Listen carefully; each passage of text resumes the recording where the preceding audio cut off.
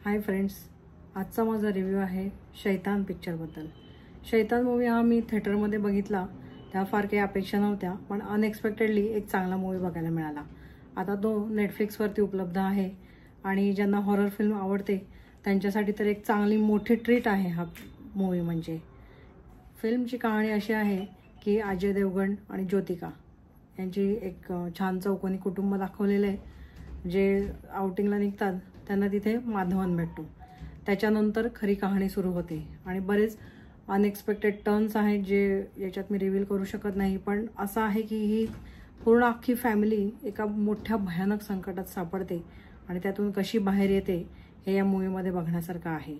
आणि मूवीचा जर मूळ गाभा म्हणजे जो कोर म्हणतो त्याचा विचार केला तर वाईट प्रवृत्ती किंवा दुष्ट चक्र जे म्हणतो किंवा दुष्ट लोकांच्या मनात ज्या गोष्टी चाललेल्या असतात त्याच्या विरुद्ध एका चांगल्या सामान्य माणसाने दिलेला लढा आणि तो माणूस कसा जिंकतो हे खूप परिणामकारक रीतीने या पिक्चरमध्ये दाखवलेलं आहे।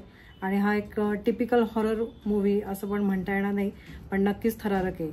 आणि एक सांगण्याचं महत्त्वाची गोष्ट म्हणजे चित्रपटाचा जो एंड आहे, चित्रपटाचा जो शेवट आहे तो इतका जबरदस्त चित्रित केलेला आहे की अंगावर काटा आल्याशिवाय राहत नाही।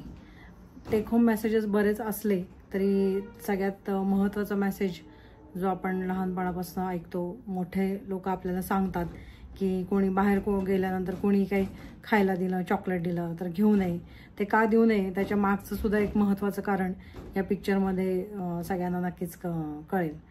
आता ॲक्टिंगचा विचार केला तर आर माधवननी सिक्सर मारली आहे। त्याला 100 पैकी 1000 पॉईंट्स द्यावे लागतील ॲक्टिंगसाठी। आपण माधवनला एक रोमॅन्टिक हिरो म्हणून ओळखतो, परंतु ते सगळे नॉर्म्स तोडून टाकत त्याने जबरदस्त ॲक्टिंग केली आहे। आणि अजय देवगणची ॲक्टिंगसुद्धा तोडीस तोड आहे। सर्वच कलाकारांनी उत्तम कामं केलेली आहेत। टेक्निकली पिक्चर खूप चांगला आहे, बॅकग्राऊंड म्युझिक इफेक्टिव्ह आहे। गाणं तर पिक्चरमध्ये नाही आहे, पण वन टाईम वॉच तर नक्कीच आहे। तर तुम्हाला जर हॉरर मूवीज आवडत असल्या तर नक्की बघा आणि जर बघितला असेल तर अभिप्राय कळवायला विसरू नका। आणि चॅनलला लाईक, शेअर आणि सबस्क्राईब जरूर करा। धन्यवाद।